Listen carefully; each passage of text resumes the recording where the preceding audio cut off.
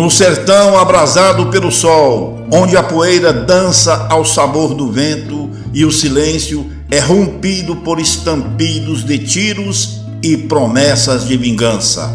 Assim nasceu um amor proibido, ardente, impensável e trágico. Dizem que o amor é o mais belo dos sentimentos, mas nas veredas do cangaço, onde o medo se mistura à honra, amar pode ser o primeiro passo para a desgraça.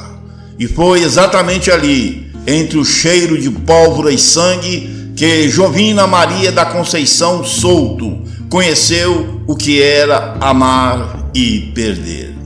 Filho de Pedro Gomes, um dos fazendeiros mais poderosos da região, Jovina levava uma vida cercada de riqueza, prestígios e aparente segurança. Seu pai era respeitado tanto por coronéis quanto por bandidos e fazia acordos silenciosos com ambos os lados da lei. Em sua casa recebia visitas de Lampião, o temido rei do cangaço, como quem recebe um compadre. Foi em uma dessas visitas que o destino de Jovina mudou para sempre. No terreiro empoeirado, os olhos da jovem cruzaram com os olhos de um cangaceiro que carregava a morte na cintura e um fogo inquieto no olhar. Virgínio, cabra de confiança de Lampião, estava viúvo, era casado com Angélica, irmã de Lampião. Não foi preciso dizer muito, o desejo queimou entre os dois. Silencioso e incontrolável, ela bela como a lua cheia nas noites do sertão, ele feroz e sedutor como uma tempestade. Se apaixonaram num tempo em que amar um cangaceiro era assinar uma sentença. Mas como explicar isso a Pedro Gomes, o pai de Jovina? Como dizer a um pai influente que sua filha escolheria trocar vestidos de renda por ares de pólvora, cavalgar noites inteiras com a polícia no encalço, viver e morrer entre tiros e emboscadas? A resposta veio, como só os desesperados sabem dar: fuga. Numa noite sem lua, os dois fugiram, desapareceram do mapa. Jovina, agora Durvinha, ingressou oficialmente no bando de Lampião. Tinha apenas 14 anos. A regra era clara: mulher que entra no cangaço não sai mais. Amor não era conto de fadas, era pacto de sangue. E Lampião, que acabara de firmar seu romance com Maria Bonita, abriu espaço para outras companheiras, mas com regras rígidas. Nenhuma mulher poderia abandonar o bando, nenhuma traição seria tolerada. A desobediência era punida com a morte se o marido assim desejasse. A desobediência era punida com a morte se o marido traído assim desejasse. Durvinha sabia disso e mesmo assim escolheu o amor. Mal sabia ela que esse amor seria apenas o começo de uma tragédia maior. Vai vendo e meta o dedo no like. O preço da escolha. Durvinha deixou para trás o conforto da casa grande da fazenda, o cheiro do café fresco com queijo de leite de cabra, nas manhãs de janelas abertas e muito sol, os vestidos bordados, as festas da cidade. Escolheu a estrada, o mato, o perigo, escolheu Virgínio, escolheu o cangaço, escolheu o amor. Quando Pedro Gomes, pai de Jovina, acordou na manhã seguinte e soube do desaparecimento da sua filha, o chão lhe faltou sob os pés. O fazendeiro, até então respeitado e temido, viu seu nome ser manchado pelas suspeitas da polícia. Os soldados da volante o acusaram de cúmplice. Que pai, afinal, deixaria sua filha fugir com o cangaceiro sem consentimento? as consequências foram imediatas. Suas terras foram queimadas, sua casa saqueada, os empregados agredidos, um recado cruel vindo da lei ou o que restava dela no sertão. Ou estava com eles ou contra eles. Desesperado, Pedro Gomes buscou o único homem que poderia reverter aquela maré de tragédia, o próprio Lampião. Quero que saiba, meu amigo Lampião, eu não consenti. Ela me traiu, a minha filha me desonrou, disse o fazendeiro com os olhos marejados e mãos trêmulas. Lampião ouviu em silêncio. Depois de um gole de cachaça, soltou um sorriso meio torto e disse: Pois então, coronel, se tua filha escolheu a nossa vida, andar com alegria e sofrimento, vida e morte, eu não posso fazer nada se ela e o Virgínio se uniram por conta própria. Eu não posso e não tenho o direito de dizer a Virgínio que mande a sua filha para casa. Mando no cabra, mas não mando na vida pessoal de meus cabras e de ninguém também. Já tô sabendo que os macacos fizeram com tu, mas deixa que logo o senhor vai poder andar despreocupado, viu? Ninguém mais vai te perseguir, pode apostar nisso. Naquela noite o sertão se estremeceu. 2 oficiais da Volante, um tenente e um sargento, foram encontrados mortos em suas casas, cada um com um bilhete cravado no peito por um punhal afiado. A filha de Pedro Gomes entrou para o cangaço de livre e espontânea vontade. Se houver mais perseguições, vai haver mais morte. Nem mesmo o governador do estado está livre do meu punhal. Lampião. O terror funcionou. O nome de Pedro Gomes foi tirado da lista negra da polícia, mas o preço da paz era cruel. Sua filha agora pertencia a outro mundo, um mundo sem volta, o mundo do cangaço.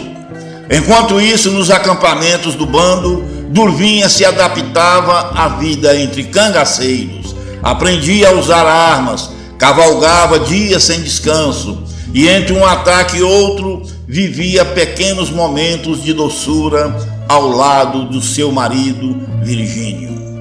Era a mulher de um dos homens mais respeitados do grupo e por isso também era protegida. Mas nenhuma proteção seria capaz de impedir o que viria a seguir. O destino implacável já preparava o próximo golpe. E no cangaço, ninguém é intocável. Vai vendo. A viúva do sertão. O tempo passava no sertão com a preguiça de sempre. Durvinha já não era a mesma menina que fugiu de casa aos 14 anos. Ao lado de Virgínio, conheceu os raros momentos de felicidade que o cangaço permitia. Quando o grupo tomava vidas e descansava entre festejos e brindes, os casais se vestiam com trajes luxuosos, saqueados, dançavam forró ao som da sanfona e da rabeca. Durvinha desfilava entre os homens com vestido de seda pura, adornada com anéis, colares e pulseiras de ouro maciço. Por um instante, ela e as suas companheiras de desgraça esqueciam que vivia em uma guerra constante. Numa emboscada violenta, num fim de tarde abafado, o chão tremeu com o som das balas. A Volante, que há dias os perseguia, cercou o bando perto de uma serra. O tiroteio foi rápido, preciso, letal. Virgínio caiu, uma bala certeira no peito. Ainda respirou por alguns minutos, tempo suficiente para olhar Durvinha nos olhos pela última vez. Ela gritou, correu em sua direção, mas os companheiros a seguraram. Era perigoso, o tiroteio ainda não cessara.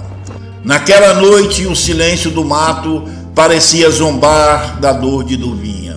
Não havia velório, não havia caixão, apenas um buraco raso na terra seca e um punhado de orações sussurradas. Ela enterrou seu amor entre lágrimas e choro incontroláveis. Enterrou o amor da sua vida com as próprias mãos, e com ele um pedaço da sua alma também foi sepultado. Pela lei do cangaço, ela não podia sair. As regras de Lampião eram claras: mulher que entra só sai morta. Durvinha estava viúva, mas viva, e isso a tornava vulnerável. Não demorou para que os olhos cobiçosos dos outros cangaceiros se voltassem para ela. Bonita, experiente, agora desprotegida.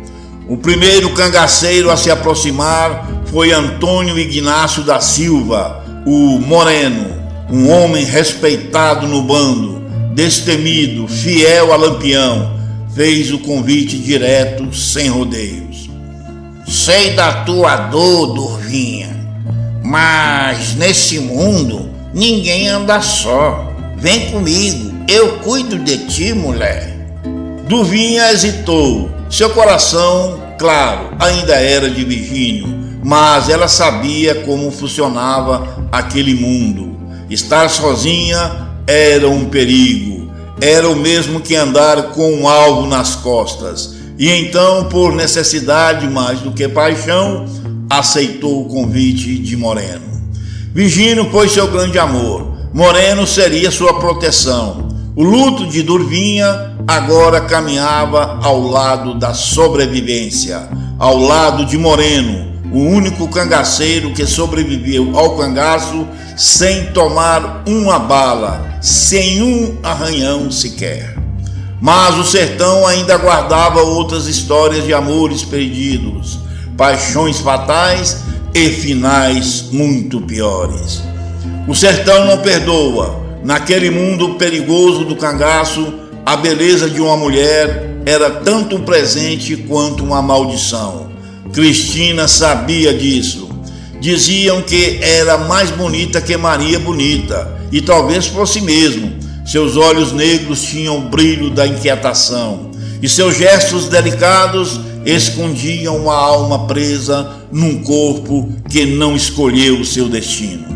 Pois Cristina foi raptada pelo cangaceiro truculento, conhecido como Português. Não o amava, respeitava-o, talvez, tolerava sua presença, seus toques, seus mandos. Ela o cuidava por obrigação, mas seu coração estava em silêncio. Até que apareceu Jitirana, um novato cangaceiro aceito por Lampião. Era jovem, loiro, de olhos azuis e sorriso fácil. Tinha algo raro no sertão, leveza, um encanto que destoava da brutalidade ao seu redor. Cristina sentiu o mundo tremer quando o viu pela primeira vez. Jitirana também se perdeu no olhar daquela mulher linda, entediada e cheia de desejos proibidos.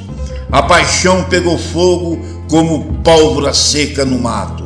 Cristina o provocava, se insinuava, o caçava nos acampamentos. Jitirana era jovem, mas sabia da encrenca que se meteria.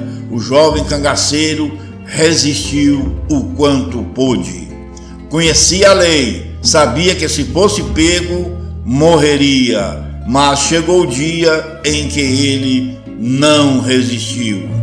Cristina se entregou a ele sem pensar nas consequências. Achava que o amor, mesmo no cangaço, poderia vencer as regras. Estava errada.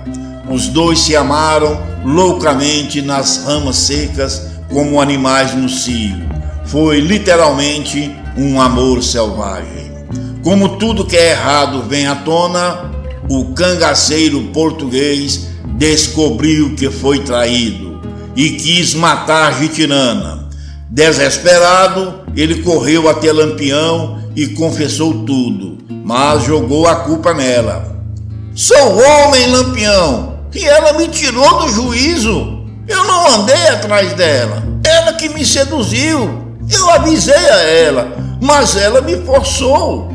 Lampião ouviu calado, depois levantou os olhos e disse: escute aqui, português. Sua mulher se ofereceu a Gitilano, e qualquer caba no teu lugar faria o mesmo. Tu não vai matar Gitilana, não. A culpa é da tua mulher, e tu sabe o que fazer. Gitilana foi enviado para o grupo de Corisco, bem longe dali. Cristina, por outro lado, estava marcada. Enquanto o cangaceiro português pensava no que fazer com a sua mulher infiel, certa madrugada Cristina tentou fugir. Ela se esgueirou por uma estradinha de areia batida, usada por animais.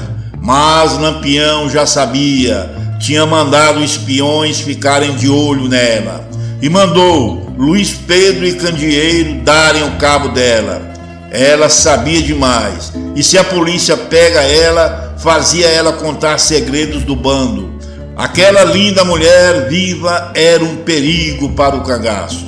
Os dois cangaceiros a seguiram nas sombras. Por volta das 5:30 da manhã, o sol já nascendo, Cristina correu pelo mato, como se a liberdade estivesse logo adiante. Não chegou longe. 2 tiros secos cortaram o silêncio.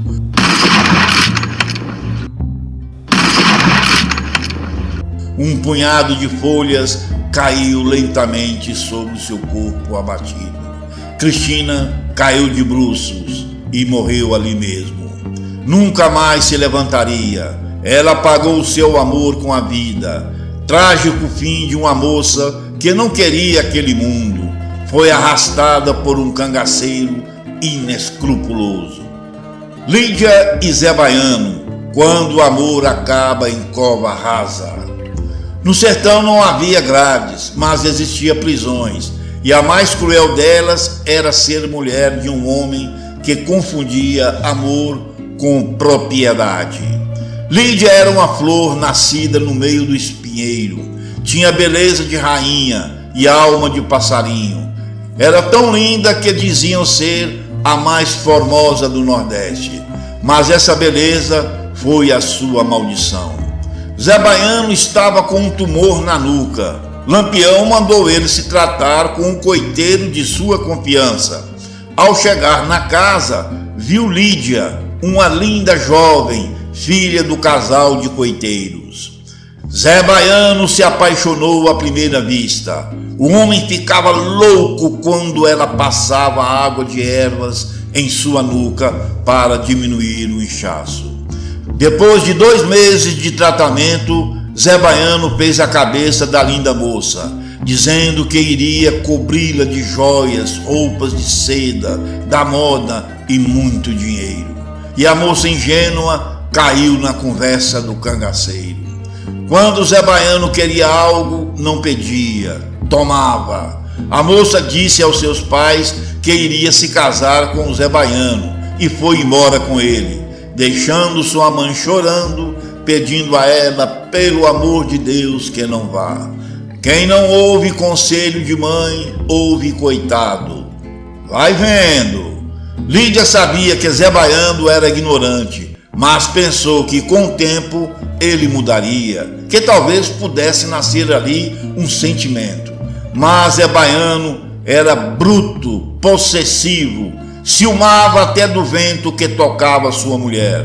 Não entendia de amor, só de domínio. Lídia tentou ser fiel, mas sua alma gritava. Era fogosa demais, tinha um fogo incontrolável que talvez Zé Baiano não conseguiu apagar. Era muito bonita para estar naquele lugar. Era como um cisne rodeado por lobos famintos. E logo os olhares dos outros cangaceiros começaram a pousar nela. Cangaceiros geralmente eram feios, mas aparecia de vez em quando cangaceiros jovens, bonitos, sorridentes. Tudo que Zé Baiano não era. E ela cedeu a um deles, ou vários deles. Havia um bochicho de que meia dúzia de cabras já tinha passado por sua rede. enquanto o valentão estava fora. Zé Baiano, cego por sua própria arrogância, achava que era amado, que o seu dinheiro comprava tudo. Não sabia que era traído e ridicularizado nas conversas sussurradas ao pé do fogo. O sertão não guarda segredos, mas os matos têm olhos. Foi o cangaceiro coqueiro que viu, pegou Lídia e o jovem Bem-te-vi no meio do mato, entre beijos e carícias, fazendo amor em um capim alto de uma tarde quente. Mas em vez de contar, tentou barganhar e disse a Lídia: se tu se deitar comigo, não conto nada, mas se tu não deitar comigo, conto tudo a Zé Baiano, viu? Lídia riu, desprezou-o com palavras duras. Tu pede leitão e quer que eu me deite contigo? Conta pro Zé Baiano, conta! Prefiro morrer a se deitar com um cabra fedido e asqueroso que nem tu, cara de tatu! Humilhado, o coqueiro não pensou duas vezes. Quando Zé Baiano voltou, contou tudo. Disse que todos riam dele pelas costas. Lídia, ingênua, confessou a Zé Baiano que se deitou sim com Bem-te-vi, mas recusou se deitar com o coqueiro, que a chantageou para se deitar com ele. Mal Lídia terminou de falar e Lampião puxou o revólver e disparou no meio da cara de coqueiro. Um traidor chantagista, mesmo com razão, não tinha lugar ali. Zé Baiano estava louco, fora de si. Queria porque queria matar Bem-te-vi. Mas o também valente Corisco, chefe de grupo, disse que cabra dele é ele quem educa. Lampião deu razão a Corisco, proibiu Zé Baiano de chegar perto de Jitirana e mandou ele fazer o que quiser com a sua mulher. Era problema dele. Zé Baiano teve que recuar, ainda assim teve liberdade para julgar sua mulher. Mandou amarrá-la numa árvore. Lídia chorou, implorou a Lampião e a Maria Bonita, mas a lei era clara. O corno tinha o direito de fazer o que quiser com a sua mulher. Ao amanhecer, o monstro corno espancou Lídia com um pedaço de pau até a sua morte. Seu belo rosto ficou irreconhecível. Zé Baiano a enterrou com as próprias mãos e chorou. Chorou como quem percebe tarde demais que o amor não pode ser comprado, que o amor não pode ser mantido à força, que o amor não é uma mercadoria e muito menos um negócio. O cangaço foi palco de paixões intensas e perigosas, de amores que nasceram no fogo cruzado e muitas vezes morreram antes mesmo de florescer. Histórias como a de Durvinha e Virgínio, Cristina e Jitirana, Lídia e Zé Baiano nos lembram que, mesmo no meio da barbárie, o amor insiste em existir. Mas ali ele vinha com cláusulas: obedecer ou morrer, ame sob ordens, sinta apenas o que for permitido. Durvinha viveu o luto precoce, carregando a lembrança de Virgínio até os seus últimos dias. Existe um vídeo que Durvinha, já de idade avançada, dizia na cara de Moreno, seu marido, que tinha carinho e obediência por Moreno, mas que amava e sempre amaria o seu primeiro marido, o Virgínio. Mesmo tendo dividido a vida com outro homem, com o cangaceiro Moreno, ela sobreviveu ao cangaço. Faleceu com a idade avançada de 93 anos em Belo Horizonte, capital de Minas Gerais. Poucas mulheres de cangaceiros sobreviveram. Cristina ousou amar alguém que não era seu dono e pagou com a vida, executada pelas costas na calada da madrugada, como se fosse um animal fujão. Um aviso silencioso: no sertão, mulher não escolhia, era escolhida. Lídia ficou com Zé Baiano por interesse, acreditou que podia enganar a fúria masculina de um cangaceiro. Pensou que sua beleza e charme enganaria a lei do cangaço. E mesmo assim foi imprudente, pagou o preço, amou outros, jogou o nome de Zé Baiano na lama e teve uma morte horrível. Pagou caro pelas suas puladas de cerca. Essas histórias não são apenas contos do passado, são histórias verdadeiras, são espelho de uma época em que o amor era propriedade, o ciúme era justiça e o sangue selava qualquer desobediência. Lampião reinava, sim, mas também era o juiz e o carrasco. Estabeleceu-se um código cruel que para muitos substituía a própria lei divina. E mesmo Maria Bonita, que parecia rainha naquele reino de armas, não podia salvar nenhuma daquelas mulheres.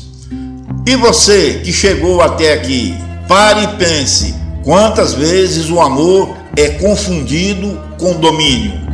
Quantas Lídias, Cristinas ou Durvinhas existem hoje, presas em relacionamentos onde amar é um risco e querer liberdade é um desafio de vida ou morte?